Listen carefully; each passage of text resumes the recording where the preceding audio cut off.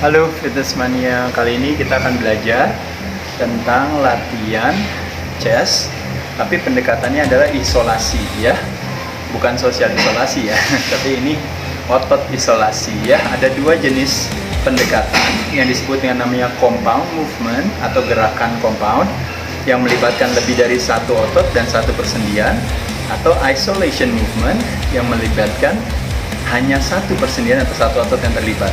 Kalau compound itu chest press, kalau isolation itu adalah flies.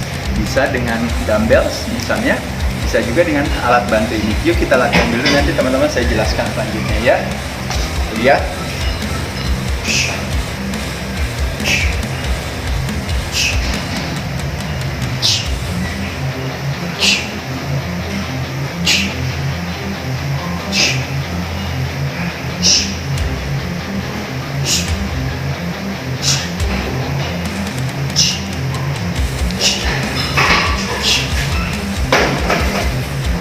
Teman-teman lihat ya, waktu saya melakukan gerakan, positifnya cepat, negatifnya pelan, positifnya cepat, negatifnya pelan.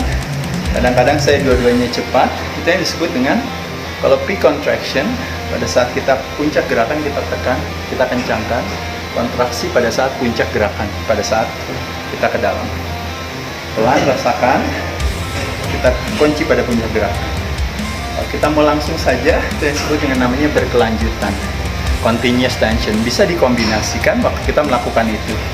Bisa dengan peak contraction, diam di sini tahan, diam di sini tahan, atau langsung berkelanjutan.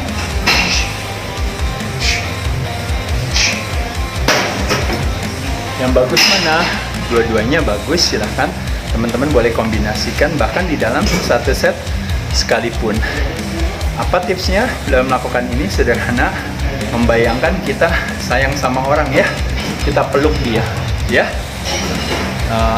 Ketika kita berpelukan sebagai makhluk sosial yang tujuannya senang berinteraksi atau berkoneksi, memberikan daya tahan tubuhnya meningkat ya.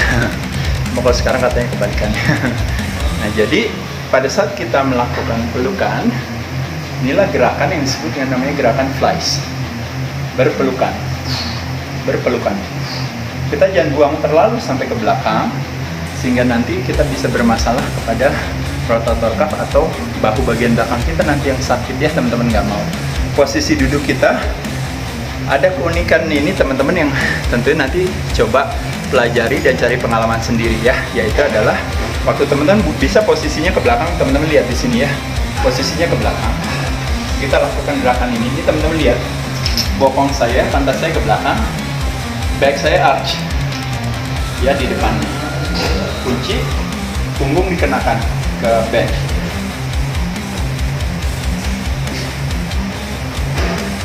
Lihat kaki saya kanan di depan, kiri di belakang satu.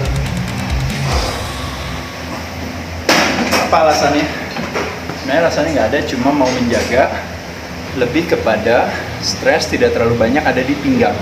Jadi kita ambil satu posisi, ibarat kayak kita posisinya nyaman pada saat kita bisa melakukan aktivitas yang namanya serangan pada saat posisinya nyaman, kita ambil serangan. Tapi boleh nggak kalau seandainya misalnya ini, sekarang kita lihat perbedaannya, sekarang kita majuin, berarti backnya arch kan. Sekarang kita lihat majuin, backnya arch, kaki di depan santai, kakinya santai.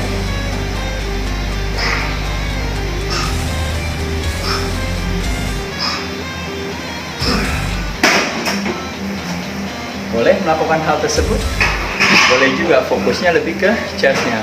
Apa catatannya kalau kita melakukan dengan round back tadi? Berarti bebannya tidak boleh terlalu berat.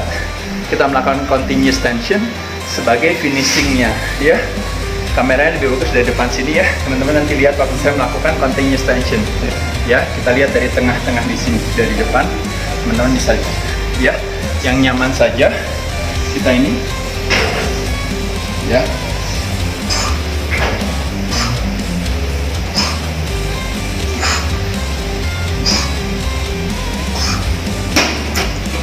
Paham ya teman-teman ya, tinggal dilakukan saja ya.